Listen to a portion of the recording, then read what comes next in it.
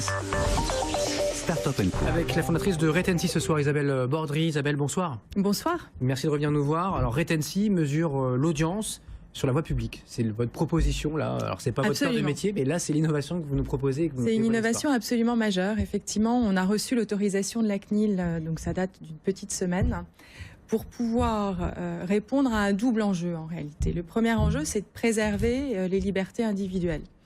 Et le deuxième enjeu, c'est de faire en sorte que les acteurs traditionnels, et notamment les médias, comme par exemple les afficheurs, mais aussi les cities qui veulent devenir de plus en plus smart, puissent avoir accès à une information sur le flux de leurs visiteurs. C'est-à-dire essayer de comprendre tous les flux. Toutes sortes de flux. Vous allez les mesurer, voilà. Donc on va pouvoir mesurer le nombre qui passent à l'Étoile, qui vont ensuite à la gare Saint-Lazare, etc. Mais dans cette comptabilisation des flux, il y a absolument un point clé qui est demandé d'abord par l'Europe et bien évidemment par la CNIL, dans une réglementation notamment qui va être renforcée en 2018, qui est de protéger l'individu. L'objectif, c'est effectivement pas de savoir si vous étiez à Issy-les-Moulineaux à 10h15, puis à 20h15 à l'Étoile, mais de faire en sorte que cette information totalement anonymisée se transforme en indicateur opérationnel pour qu'un annonceur puisse effectivement suivre, comme sur Google, l'impact de sa campagne lorsqu'il diffuse sur du mobilier urbain.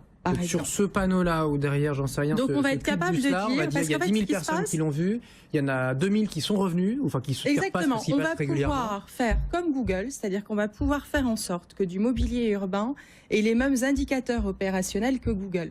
Sachant qu'aujourd'hui, Google monte en puissance sur la publicité. On parlait de la force de Google sur Google Shopping en début d'émission. Ouais. Aujourd'hui, il monte en puissance sur la publicité de proximité par le mobile. Et donc ils prennent... Et Facebook avec, hein, c'est Google et Facebook et les GAFA.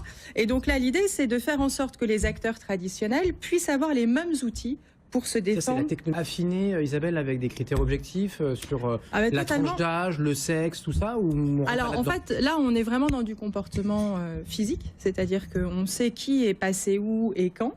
Ce qui donne déjà des informations, parce que quand vous êtes rue du Commerce, vous n'avez pas forcément la même typologie que lorsque vous êtes sur les Champs-Élysées. Donc en fonction des comportements, si vous allez chez Carrefour une fois par semaine, vous n'avez pas les mêmes modes de consommation que si vous y allez qu'une fois par mois ou si vous allez dans un support de proximité.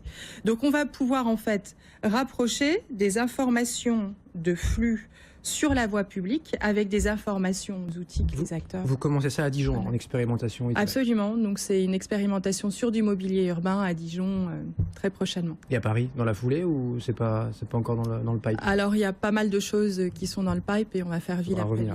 Merci Isabelle Bordry. Merci beaucoup. Retency ce soir sur BFM Business.